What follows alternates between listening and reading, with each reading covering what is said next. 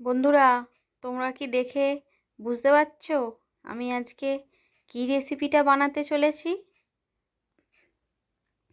দেখো, এখানে মাছ মাংস সব আনা হয়ে গেছে, মাংস ধোয়াও হয়ে গেছে। এবার মাছটা বাছবো, বেছে নিয়ে রান্নার কাছে নিয়ে যাব।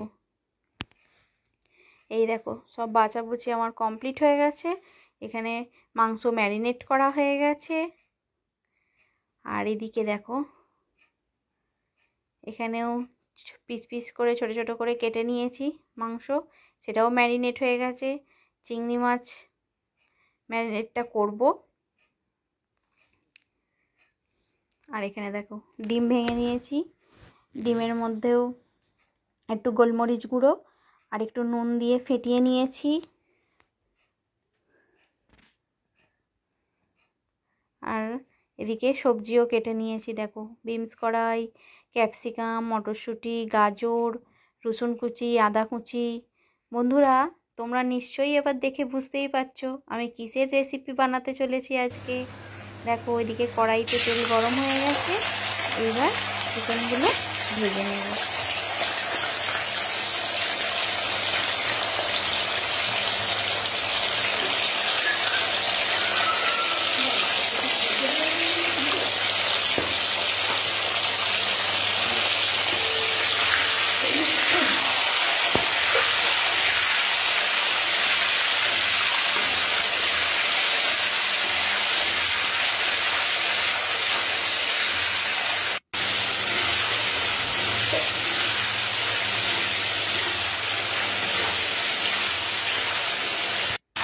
দেখো, আমার চিকেন ভাজা হয়ে গেল, আমরা তুলে নিলাম। এবার চিংড়ি মাছগুলো তেলেতে দিয়ে দিচ্ছি, দিয়ে চিংড়ি মাছগুলো ভেজে নেব।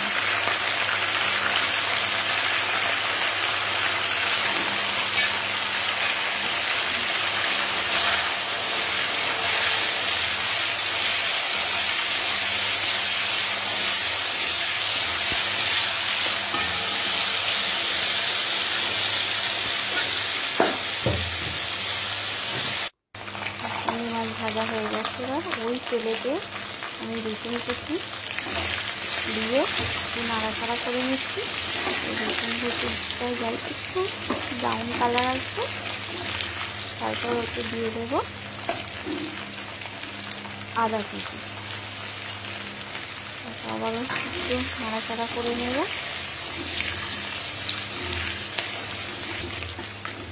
দেখো, কালারটা চেঞ্জ হয়ে আসছে।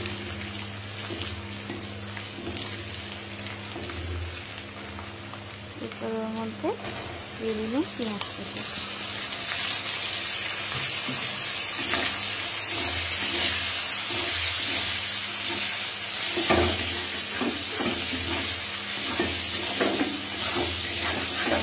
হালকা ব্রাউন কালার যতক্ষণ না আসছে ততক্ষণ নেড়ে যাব। হয়ে গেছে, এবার দিয়ে দিচ্ছি গাজর কুচি।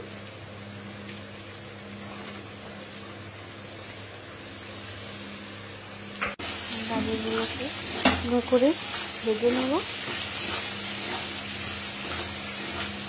এরপর দেব বিনসগুলো দিয়েও ভেজে নেব।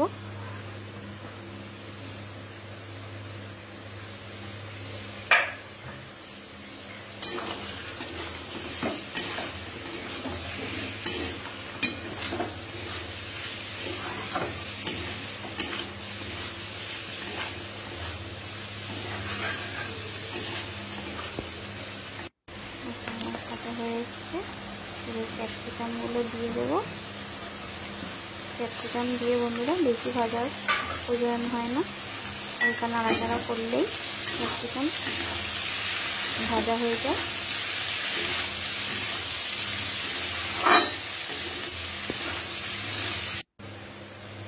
তারপরে দিচ্ছি স্প্রিং অনিয়ন।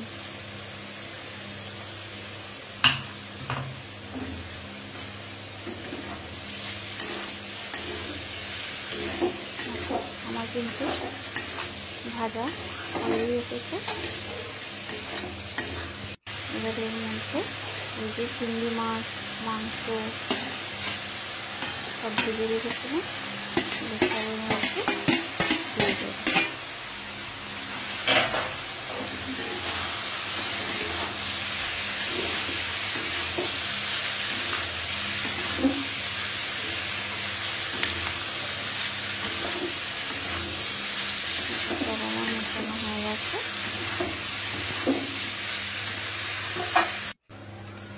লাস্টে ডিমটা ভেজে নিচ্ছি।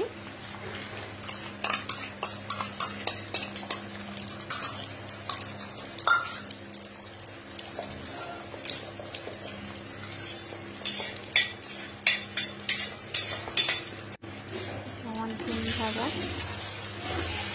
এই একটু নাড়াচাড়া করলেই হয়ে যায়।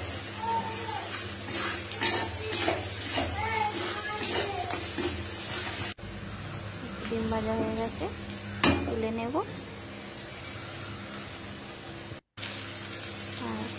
আর মশলাগুলো দিয়ে ভাত দিয়ে